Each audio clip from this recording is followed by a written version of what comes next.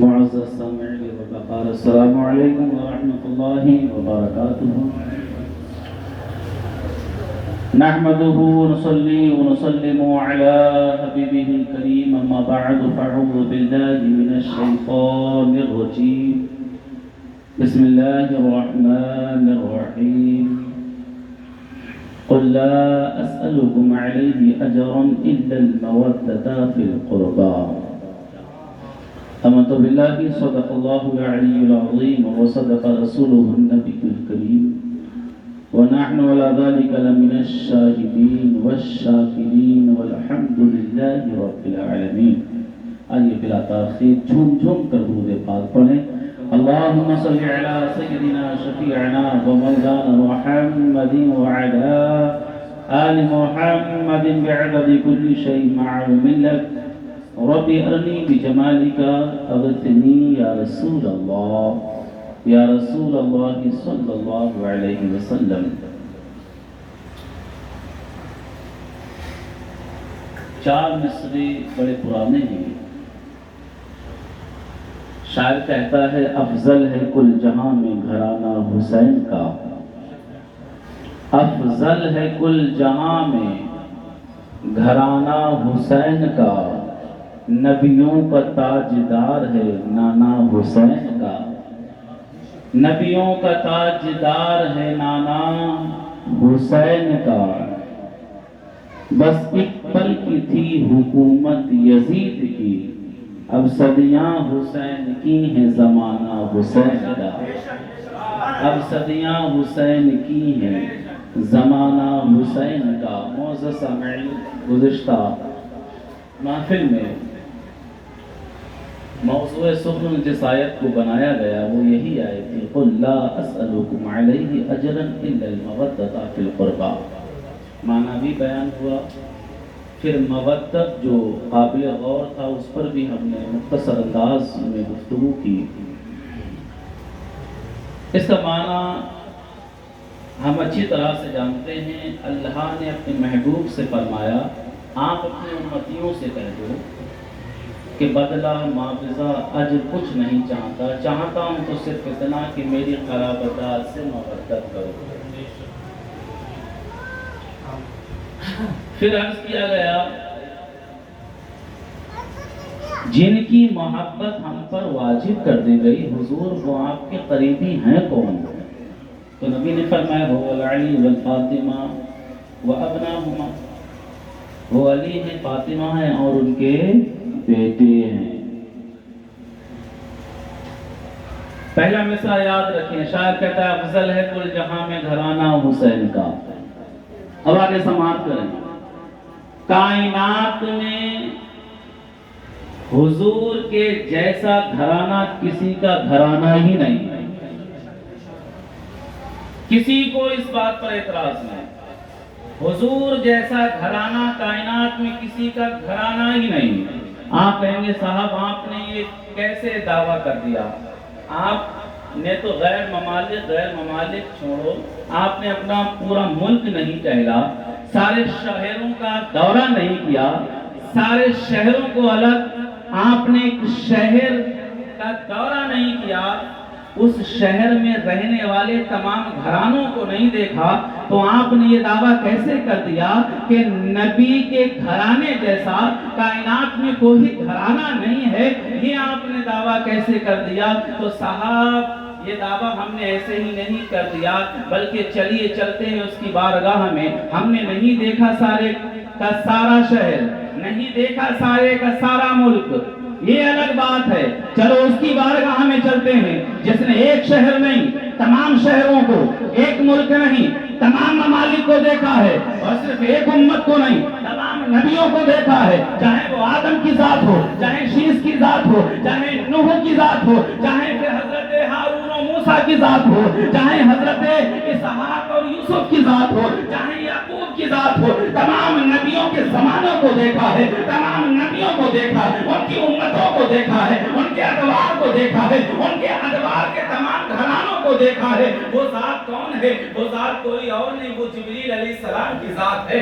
جبریل کی بارگاہ میں چلتے ہیں، سنیے سنیے حدیث سنیے، اس حدیث کی راوی ہے حضرت عائشہ صدیقہ ام المؤمنین۔ حضرت عائشہ صدیقہ اس حدیث کی راوی ہے۔ حضرت عائشہ کہتی ہیں کہ نبی پاک صلی اللہ علیہ وسلم ارشاد فرماتے ہیں، لوگوں سنو سنو کہ میں جلوہ فرما تھا اپنے صحابہ کے ساتھ میں۔ حضرت عائشہ بیان فرماتی ہے کہ نبی پاک نے فرمایا کہ اتنے میں جبریل آ گیا۔ جبریل سے نبی پاک نے پوچھا، اے جبریل ذرا یہ تو بتا، تو نے حضرت آدم کو دیکھا ہے، تمام انبیاء کو دیکھا، ان کے ادوار کو دیکھا، ان کے زمانے کو دیکھا، تمام لوگوں کو دیکھا ہے، یہاں جنت کی بہاروں کو بھی دیکھا ہے، جنت کی رہنائیوں کو بھی دیکھا ہے، جنت کی نعمتوں کو بھی دیکھا ہے۔ اے جبریل ذرا یہ بتا، کیا تو نے ہمارے جیسا بھی دیکھا؟ تو جبریل کہتا ہے، آقا میں نے جنت کی بہاروں کو دیکھا، جنت کی نعمتوں کو دیکھا، میں نے آدم ان کے زمانے کو دیکھا، میں نے شیش ان کے زمانے کو دیکھا، لیکن اے آقا نہ میں نے آپ جیسا دیکھا ہے، نہ آپ کے گھرانے جیسا دیکھا۔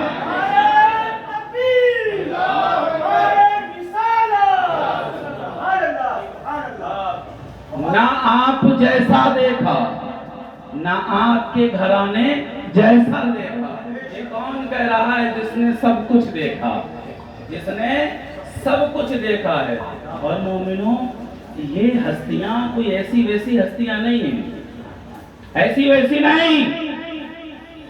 حضرت ابو ذر غفاری ہیں، خانہ کعبہ کا دروازہ ہے، دروازہ پکڑ کر حضرت ابو ذر غفاری اعلان کرتے ہیں، لوگوں سنو سنو، میں نے نبی پاک کو فرماتے سنا ہے کہ میری اہل بیت کشتی نوح کی طرح جو ان پر سوار ہو گیا وہ کامیاب ہو گیا، اور جو سوار نہ ہوا وہ ہلاک ہو گیا۔ مطلب کیا؟ مطلب یہ کہ ان ہستیوں کی محبت جس نے سینوں میں سجا لی وہ یہاں بھی کامیاب ہے اور میدان محشر میں بھی کامیاب ہے۔ اس لیے تو بیدم کہتے ہیں، بیدم یہی تو پانچ ہیں مقصود کائنات، بیدم یہی تو پانچ ہیں مقصود کائنات۔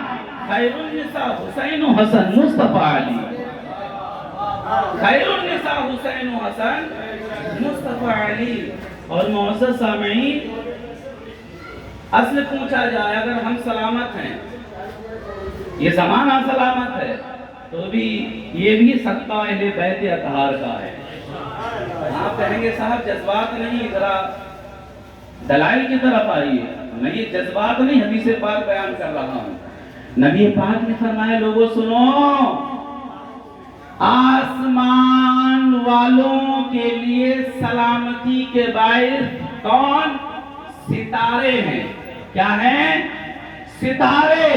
نبی نے کہا آسمان والوں کے لیے سلامتی کے باعث ستارے۔ جب ستارے چھڑ جائیں گے آسمان والے فنا ہو جائیں گے۔ اسی طرح سے زمین والوں کے لیے سلامتی کے باعث میری اہل بیت ہے۔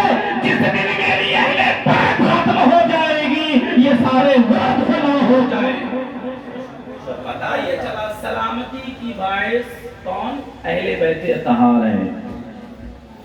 حضرت نافع رضی اللہ تعالیٰ عنہ بیان کرتے ہیں کہ نبی پاک صلی اللہ علیہ وسلم کی خدمت میں 8 یا 9 مہینے رہا۔ میں نے یہ معمول دیکھا کہ حضور جب نماز فجر کو جاتے دروازہ فاطمہ کو دستک دیتے اور کہتے، السلام علیکہ یا اہل البیت ورحمت اللہ وبرکاتہ، یعنی صلاۃ و سلام، سلام کر رہے ہیں نبی۔ کون نبی؟ جس کے سینے کو قرآن الم نشرح لک صدرک کہے، جس کے سفر کو سبحان الذی اسری بعبدہ لیلا من المسجد الحرام کہے قرآن،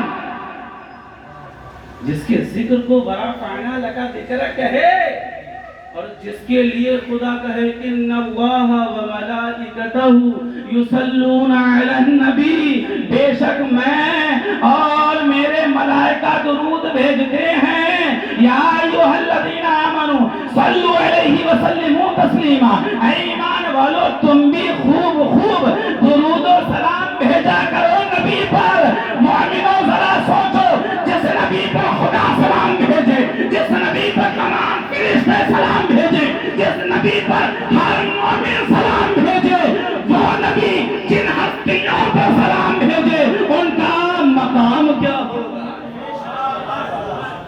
ان ہستیوں کو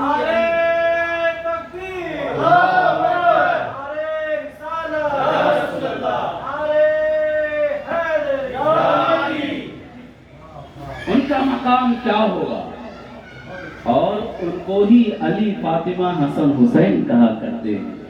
معزز سامعین، اس لیے علامہ شیخ سعدی شیرازی فرماتے ہیں خدایا بحق بنی فاطمہ کہ برقول ایمان کنی خاتمہ، اگر دعوتن رد کنی والقبول ملود استدامان آل رسول۔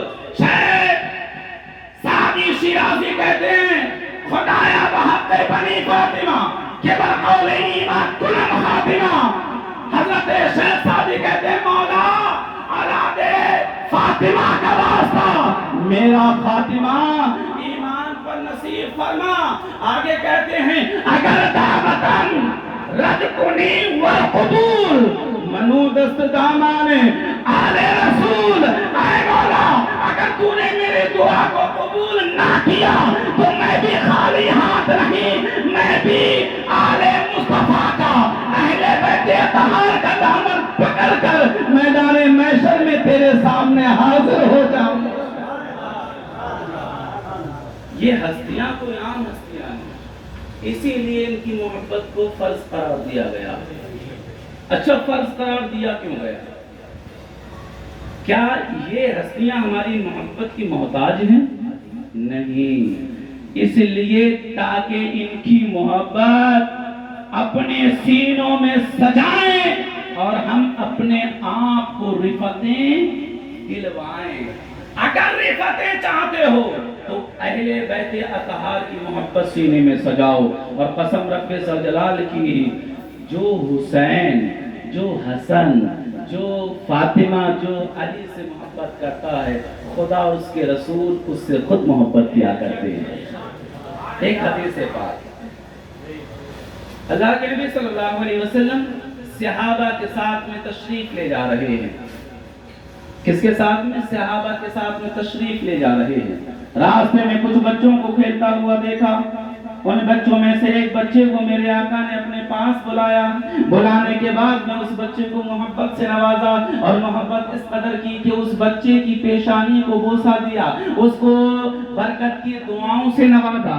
جب صحابہ نے یہ معاملہ دیکھا، ایک صحابی رسول عرض کرنے لگے آقا فداک امی و ابی، ہمارے ماں باپ آپ پر قربان ہو جائیں، ہم نے تو یہ دیکھا ہے کہ آپ ہر بچے سے محبت کرتے ہیں، ہر بچے کو دعاؤں سے نوازتے ہیں، لیکن اے آقا آج آپ کی یہ محبت کا انداز دیگر دیکھا ہے، تمام بچوں کو نہیں صرف ایک بچے کو بلایا ہے، اسی کو محبت سے نوازا ہے، اس کی پیشانی پر بوسہ لیا ہے، وجہ کیا ہے؟ تو نبی پاک فرماتے ہیں صحابہ جاننا چاہو گے اسی بچے کو کیوں بلایا ہے، اسی کا میں نے بوسہ کیوں لیا ہے اور برکت کی دعا اسی کے لیے کیوں کی ہے؟ صحابی عرض کرتے ہیں آقا ہم تو یہ جاننا چاہتے ہی ہیں۔ تو نبی پاک نے فرمایا سنو، اس لیے کیونکہ یہ بچہ جس کو محبت سے نوازا ہے یہ میرے حسین کے ساتھ کھیل رہا تھا، ایک دن جب کھیل رہا تھا میرا حسین جب آگے آگے جا رہا تھا تو میرے حسین کا قدم جہاں رکھا جا رہا تھا وہاں کی مٹی یہ بچہ اٹھا رہا تھا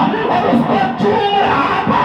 ایسے اگر اس سے میں نے محبت پیش کی اس کے سامنے تو اس کی وجہ یہ ہے کیونکہ یہ میرے حسین سے محبت کرتا ہے۔ ارے حسین سے پتہ یہ چلا جو حسین سے محبت کرے اس سے صرف کوئی ایک مومن نہیں بلکہ سارے مومنین محبت کرتے ہیں، اور سارے مومنین نہیں بلکہ नबियों का ताजदार भी मोहब्बत करता है।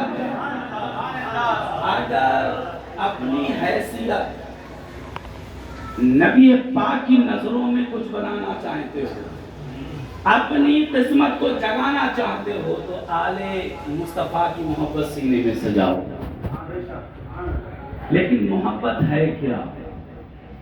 मोहब्बत ये नहीं नारेबाजी कर ली मोहब्बत का तकाजा पूरा हो गया, नहीं।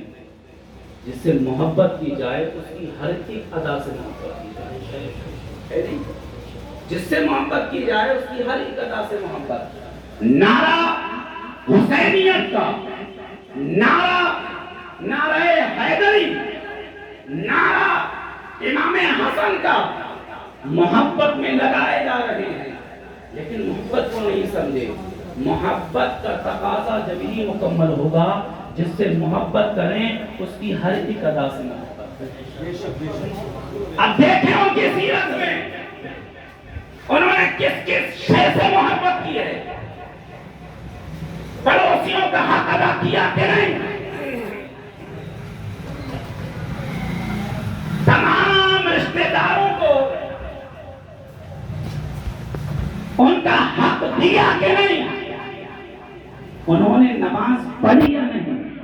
आज हुसैनियत का नारा, लेकिन फजर में नरम नरम गद्दे पर हम सो रहे हैं, ज़ोहर में कारोबार में उलझे हुए हैं, असर में आराम के लिए नाश्ता कर रहे हैं, मगरिब में खाना खा रहे हैं, इशा का वक्त हुआ सो रहे हैं और कह रहे हैं हम पक्के हुसैनी हैं। मोमिनो, वो हुसैनी हो नहीं सकता जो नमाज का तारिक हो। अगर पक्का हुसैनी बनना है तो पक्का नमाजी बनना होगा। अगर पक्का हुसैनी कहलाना है तो पक्का सकाती बनना होगा। मेरे हुसैन ने करबला में क्या पैगाम दिया? करबला में क्या ये पैगाम दिया कि तुम मेरे नारे लगाना, नमाज छोड़ देना। अरे मेरे हुसैन ने तो उस मरहले में भी सजदा किया है जिस मरहले में कोई सजदा नहीं करता है। क्यों करा? इसलिए किया और बताने के लिए हमें लोगों वक्त कोई आ जाए लेकिन नमाज का वक्त आ जाए तो नमाज को मत छोड़ना, क्योंकि कामयाबी इसी में है। हदीस पाक गुफ्तगू इख्तिताम की तरफ हजरत उमर फारूक आज़म रज़ी अल्लाह तआला अन्हु बयान फरमाते हैं। क्या फरमाते हैं? आप फरमाते हैं कि नबी पाक की बारगाह में एक बंदा आया। आने के बाद मैं अर्ज़ करने लगा अफ़िदा का उम्मी व अबी, इस्लाम में सबसे ज्यादा महबूब तरीन चीज